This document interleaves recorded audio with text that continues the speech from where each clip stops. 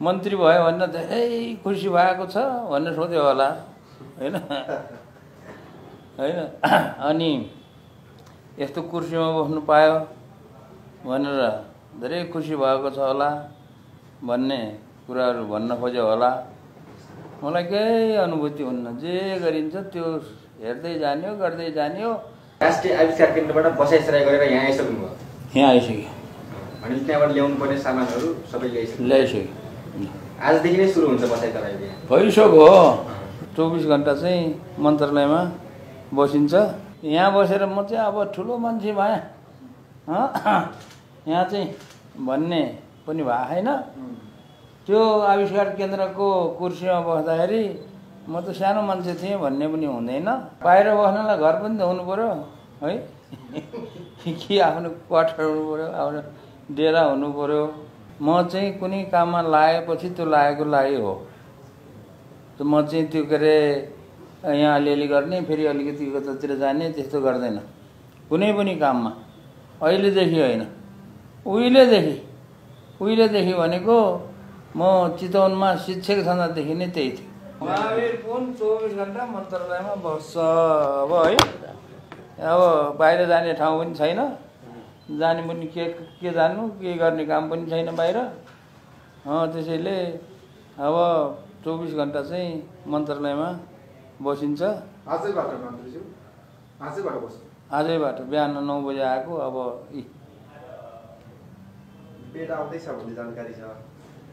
Bed आउँदैछ, bed चाहिँ नै भुइँ सुत्ने हुन्छ। अरू कस्तो अनुभूति भइरहेछ मान्छे?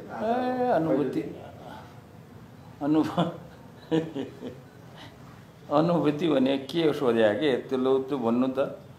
मन्त्री भयो भन्न धेरै खुसी भएको छ भनेर सोध्यो होला हैन हैन अनि यस्तो कुर्सीमा बस्नु पायो भनेर धेरै खुसी भएको छ होला भन्ने कुराहरू भन्न खोज्यो होला।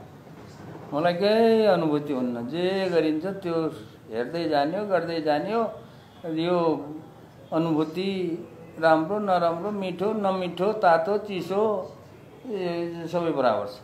त्यो आविष्कार केन्द्रको कुर्सीमा बस्दा र मन्त्रीज्यू यो मन्त्रालयको कुर्सीमा बस्दाखेरिको अनुभव चाहिँ के फरक हुन्छ? केही फरक छैन, जिरो फरक छ, जिरो। यहाँ बसेर म चाहिँ अब ठुलो मान्छे भएँ यहाँ चाहिँ भन्ने पनि भएको छैन। त्यो आविष्कार केन्द्रको कुर्सीमा बस्दाखेरि म त सानो मान्छे थिएँ भन्ने पनि हुँदैन हैन।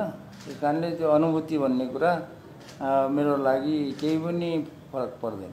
जस्तो मन्त्रीज्यू हिजो जब तपाईँले चाहिँ सम्बोधनकै क्रममा चाहिँ भनिराख्नु भएको थियो म मन्त्रालयमै सुत्छु, ती खाना पकाएर खान्छु भन्दाखेरि धेरैले पत्याएका थिएनन् के ल मन्त्रीज्यूले ठट्यौली बारेमा भन्नुभयो होला भनेर।